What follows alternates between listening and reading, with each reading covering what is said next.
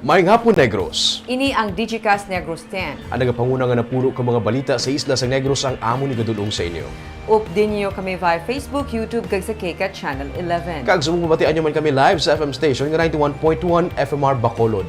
Kag yari ng top 10 nga mga balita sa Negros, subong adlaw. Balay sa Municipal Treasurer sa Banwa sa Isabela sa Barangay Takuling sa Bacolod ginransak 3 milyones pesos ka pondo sa Banwa nakuha. Congresswoman Rowena Guanzon nagpatag sa nagalap na video niya nga nagasinggitan. Kawatan pinasoon matapos kastigo sa mga tagiya sa boarding house nga iyagin kawatan. Illegal nga pag-quarry sa duta sa Esplanade ginpauntat na. Kag sa Good Vibes, Don Salvador Benedicto pugad sang inaway sa militar kag rebelde sadto top tourist destination na Subong. Kinatanan sa Digicast Negros 10. Sa number 10,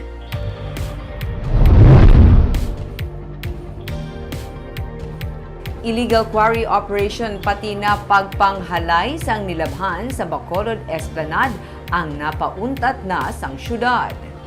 Regular na ang pagpapatrolya sa katapos ng Public Order and Safety Office sa Bacolod Esplanade, sugod nga ginmando ni Mayor Albi Benitez ang hugot nga pagbantay sa lugar.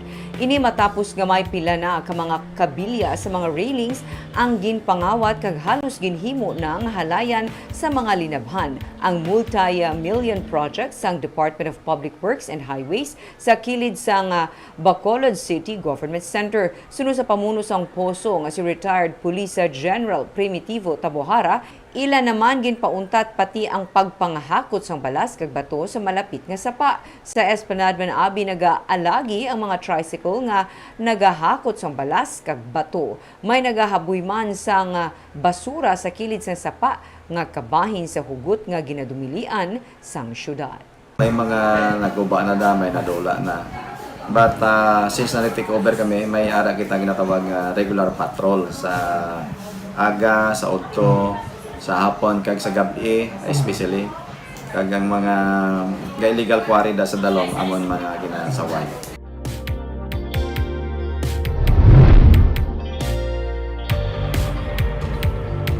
Sa number 9, bagong buto nga mga pawikan ginpanghuyan sa baybayon sang Sipalay City.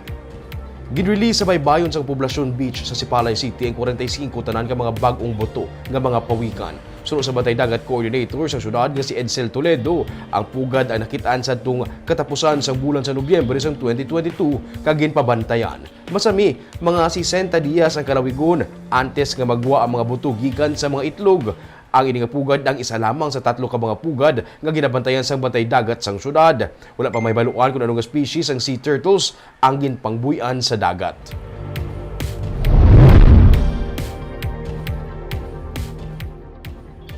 Sa number 8, nadayon gidman ang pagsapol nanday Governor Eugenio Jose Lacson kag Negros Oriental Governor Roel Tegamo sa Dumaguete City kaina sang aga.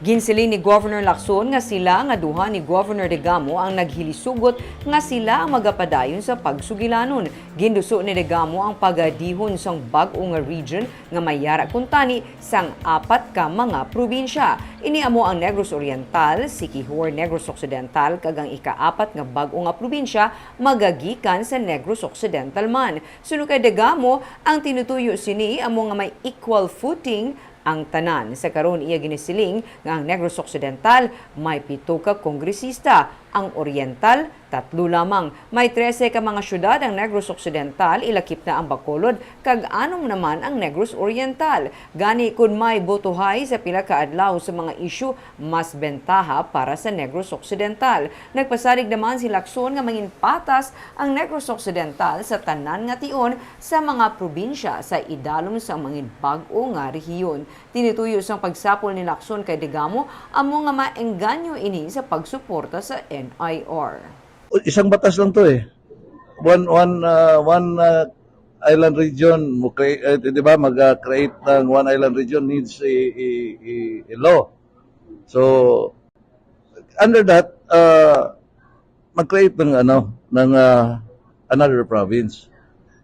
So, this time, this time kung mayroong tatlong provinces or ikaapat yung Siquijor, mayroon ng equal voting doon sa Regional Development Council. Rest assured that if it does happen, Negros Occidental will always be fair to all the provinces under that new region. No? We're all Visayas. No? I think language should be the least of our problem. Okay. I have been in public service for 24 years in San Carlos City, and they speak Cebuano there, and I speak in Ilonggo, but they understood me. Sa number 7,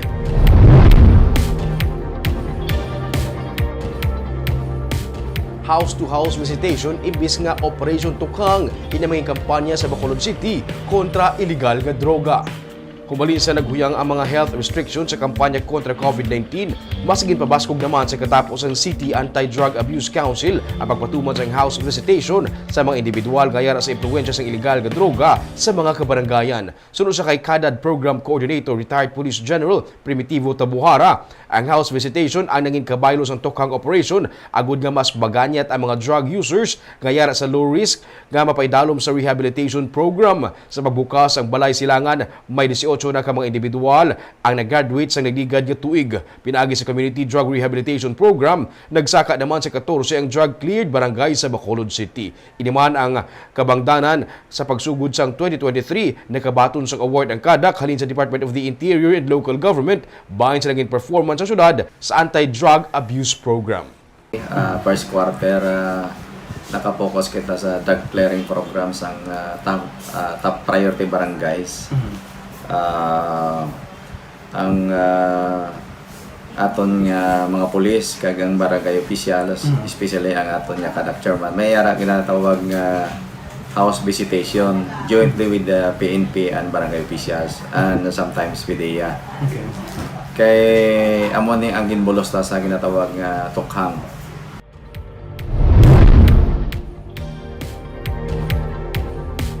Sa number 6, kawatan pilason matapos ginpulihan sa mga tag-iya sang boarding house nga iya ginkawatan. Pilason ng 28 anyos nga si Jose Marie Peñosa matapos inigin kasigo sa duha ka tag-iya sang boarding house nga iya kuntani kawatan. Sa investigasyon sang PNP, Lunes ang kaagahon sang ginsulod ni Peñosa ang isa ka boarding house sa Barangay Zone 2 sa Cadiz City. Didto kag iya ginkuha ang 5 tanan ka mga cellphone nga nagabalor 44,000 pesos. Ugaling nabugtawan sang duha ka tag-iya sang boarding house gani ila ginkastigo si Peñosa. Padayon pa nga ginabulong sa ospital si Peñosa. Kaso nga theft ang ipasaka batok sa iya.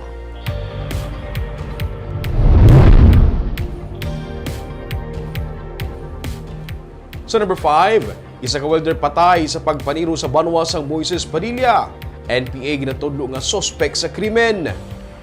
Patay 40 anyos nga si Divin Abong matapos ini nga giluthang Lunes ang hapon sa barangay Makagahay sa Moises Padilla. Sunod sa PNP, ginpabalo sa barangay Tanod sa lugar si Abong nga mayara sa nagapangita sa iya parte sa iya nga negosyo. Sa nagpadulong kaga nagpanglakaton sa kasagingan ng biktima, didto kag tiro siya sang ginabuluban ta 6 ka mga persona. Isa sa ginatan-aw karon sa PNP nga may kahimuan amo ang rebelde nga New People's Army. Ilaman ginausisa kung may nakaaway ang biktima. Parayon pang investigasyon sa karon sang kapulisan.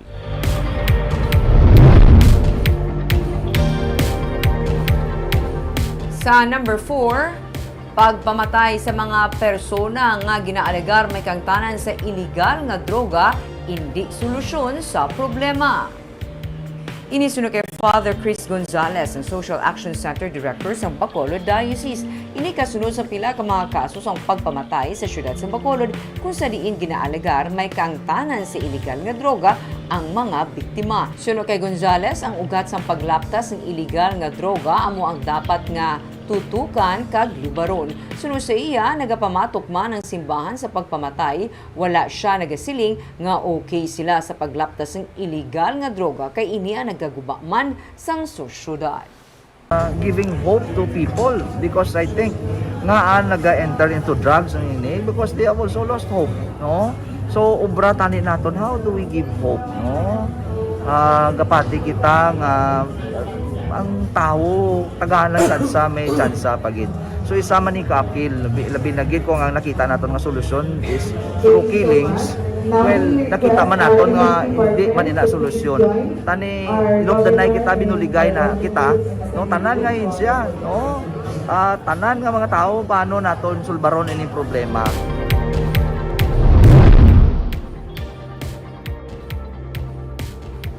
Sa number 3, Negros Occidental nakarecord sa pinakaunang nga dengue fatality. Iniwan ang pinakauna nga dengue-related death sa Western Visayas. Sa record sa Regional Epidemiology and Surveillance Unit, isa ka 7 ka tuig nga bata nga babae ang report na patay bangod sa dengue as of January 21, 2023. Sa Morbidity Week 3 kung January 15 to 21, ang Negros Occidental ang nagapanguna sa kadamuon sa new dengue cases nga na-record. Sa karon, may 93 ka total dengue cases ang probinsya sa among nga report. Sa Morbidity Week 3, ang aklan na nagasunod sa Negros Occidental sa kadamuon sa new dengue cases, 21. Ang ikatatlo ang Iloilo Province ka may 20 ka new dengue cases. Ang Western Visayas nag-record sang 326 ka mga dengue cases as of January 21.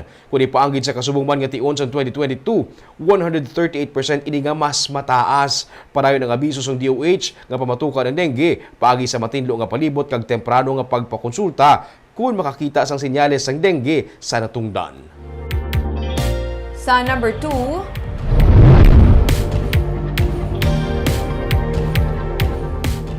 balay sang treasurer sang Banwa sang Isabela sa Bacolod City ang ginalegar ginransak.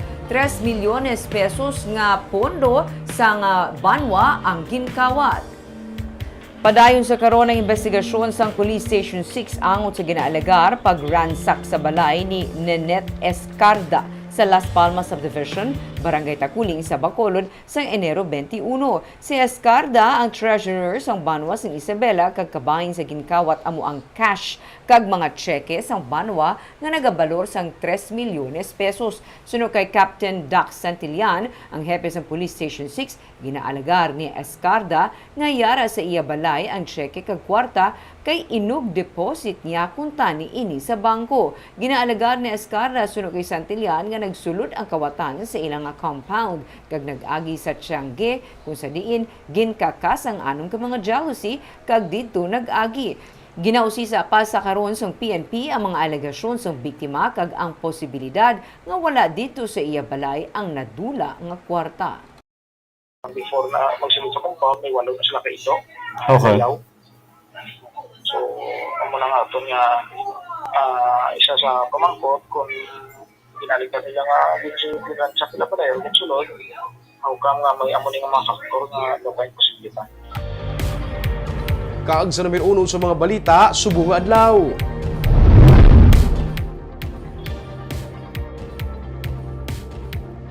Nagalap na sa karon sa social media ang video ni Anay Comelec Commissioner Rowena Guenzon kag sa karon kongresista na nga nagapaningal sa mga kalalakian nga nagainom sa igad sa karsada sa Cadiz City.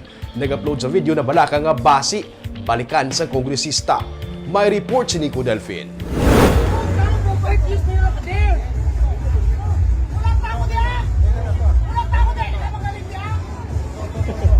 Nakuhaan sang video ang akig nga si Anay Comelec Commissioner kag karon P3 PWD Party List Representative Rowena Guenzon samtang ginaakigan ang mga kalalakinan nga nagailinom sa kilid sang dalan magsaysay sa syudad sang Cadiz sa highlights sang Dinagsa Festival.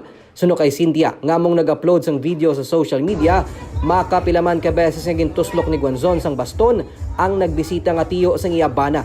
Gani nangisog siya nga kuhaan sang video ang ginhimo sang kongresista. Sige pamuyayaw, sige siya panuslok sa iya baston. Ti sa iya statement nga Napaso siya.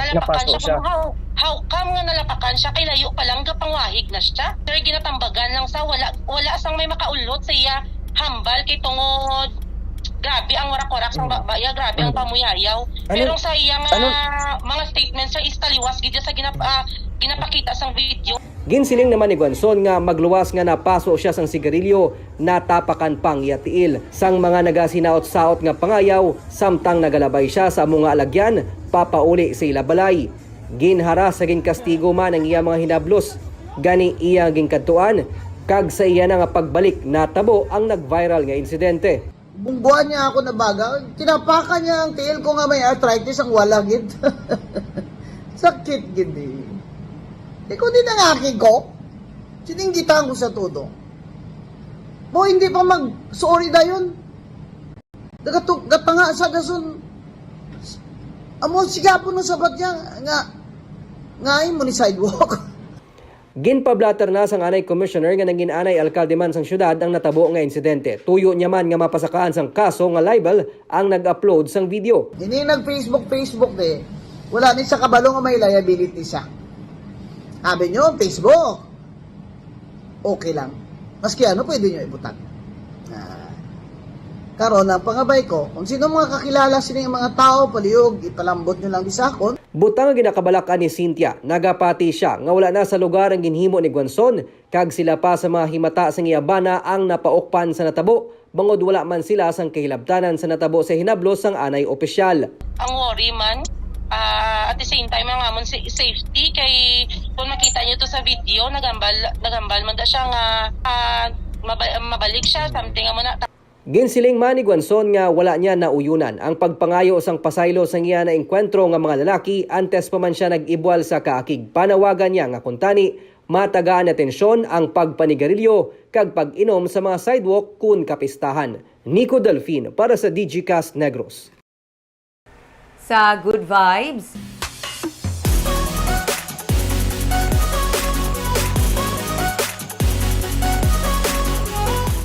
ika-40 na nga founding anniversary sang Don Salvador Benedicto. Sadto anay kagamo sang banwa, masami nga naga-engkwentro diri ang rebelde kag ang militar. Karon top tourist destination na sa probinsya.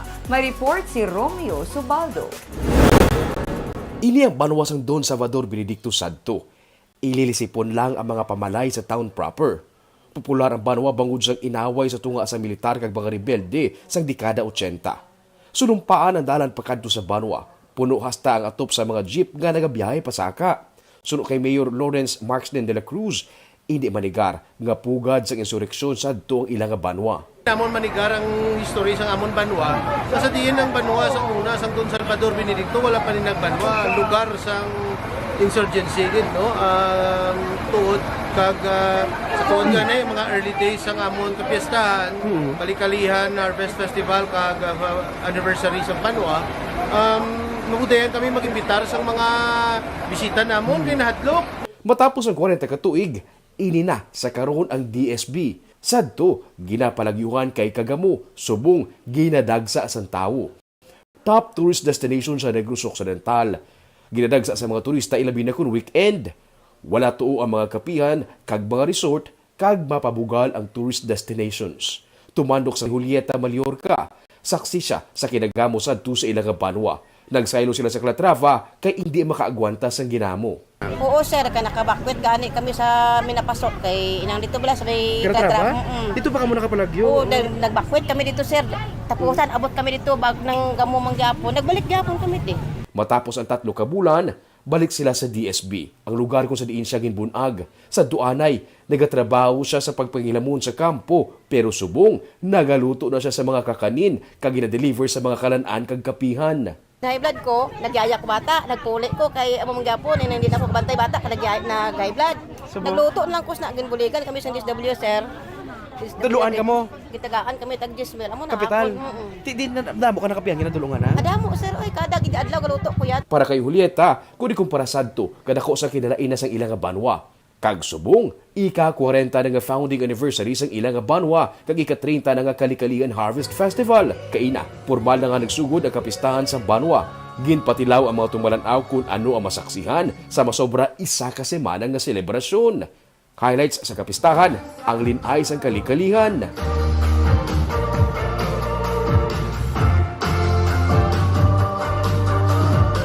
Ang contenders sa Kalikalian Harvest Festival Street Dancing Competition nagpakita na sa ilang mga costumes. Kaag pati ang pop idols ng banwa nagpabati na sa ilang talento.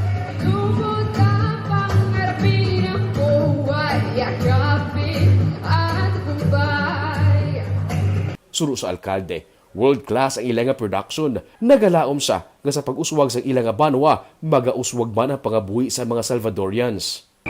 Kabaytani ang mga kasimanwa nakon, fellow Salvadorians,